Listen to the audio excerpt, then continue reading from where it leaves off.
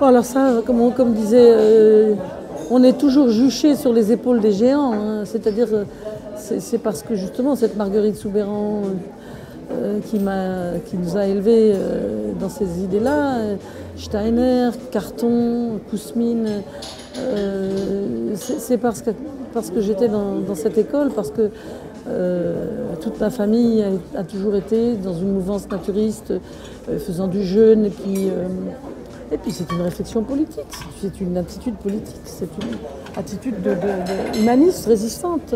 C'est des gens aussi qui ont été des grands résistants, hein, dans la famille, ils ont tous la médaille des Justes, etc. Donc voilà, c'est dans le droit fil, j'ai vraiment aucun mérite. J'ai bu ça avec le lait maternel.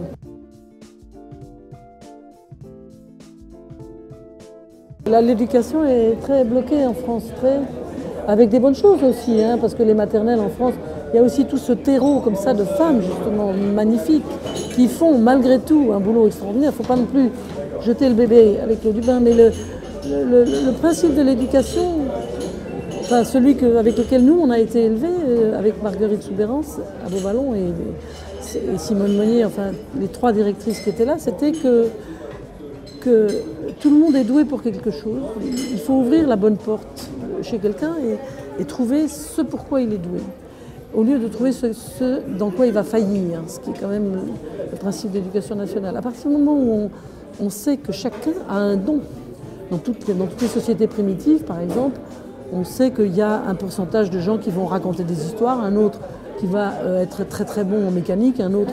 Je veux dire, les dons humains sont à peu près également répartis dans toute société humaine. Bon, il faut chercher chez les mômes ce pourquoi ils sont doués, ce qu'ils vont faire brillamment et avec facilité. Et il y a toujours quelque chose comme ça. Toujours, même dans les gosses déstructurés qui ont des problèmes familiaux, etc., il y a toujours un moment où ils sont doués. C'est ça qu'il faut trouver, sans faire de la démagogie, hein, et sans, parce qu'il faut aussi de la rigueur et leur apprendre et être extrêmement sévère, ça même sur certaines choses. Mais c'est peut-être dans ce sens-là que l'éducation n'a pas encore compris ce que c'est vraiment qu'un groupe humain, voilà.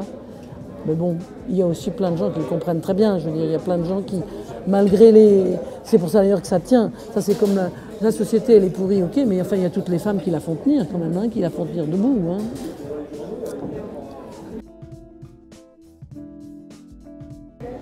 Ouais, on ne sait pas, les mouvements révolutionnaires, c'est toujours quelque chose de très organique. Alors, on ne sait pas quand sort la salade, hein, ou la dent de lait, hein. Quand elle tombe, on ne sait pas, on sait que c'est mûr, mais ça peut peut-être mettre 10 ans, ça peut peut-être mettre 2 ans, ça, on ne sait pas. On ne sait pas comment ça arrive, et de toute façon, on ne peut pas le décider non plus, on prépare ça. Si on est si on se sent comme une avant-garde, mais quelquefois on se trompe aussi, c'est pas... Simplement, en fonction des convictions intimes qu'on a et de l'analyse qu'on a, préparer le terrain au maximum. Préparer les réseaux, préparer le terrain, et non pas pour démolir, mais pour construire, parce qu'il y a un moment où il va y avoir quand même un effondrement, c'est sûr. Les terres sont mortes, il va falloir qu'on trouve des systèmes très rapides de rénovation des sols et d'autonomie alimentaire. Il va falloir qu'on très vite, à un moment, qu'on règle le problème de 15 millions de mecs qui vont avoir faim dans des villes, hein. Et ça, c'est pas si loin. Ça touche déjà tout le tiers-monde. Nous, c'est pas encore là, mais ça peut venir. C'est aussi, malheureusement, par la pédagogie des catastrophes que ça va se faire, hein. Et ça ne sera pas par les dirigeants, les gens ils se débrouilleront, hein. Cuba, qui a été sous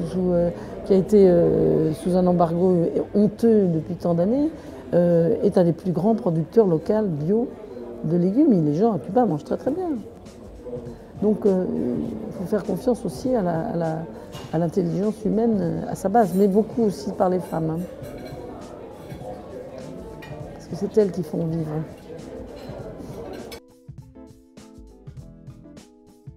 C'est mental, si on a une espèce de quelque chose qui tient et qui fait qu'on se lève le matin en se disant c'est chouette de vivre, que ce soit une œuvre ou que ce soit un rapport à d'autres gens, un amour, oui, peut-être qu'on ne vivra pas plus longtemps, c'est pas la question de la longévité, c'est la question d'être bien jusqu'au dernier jour, quoi.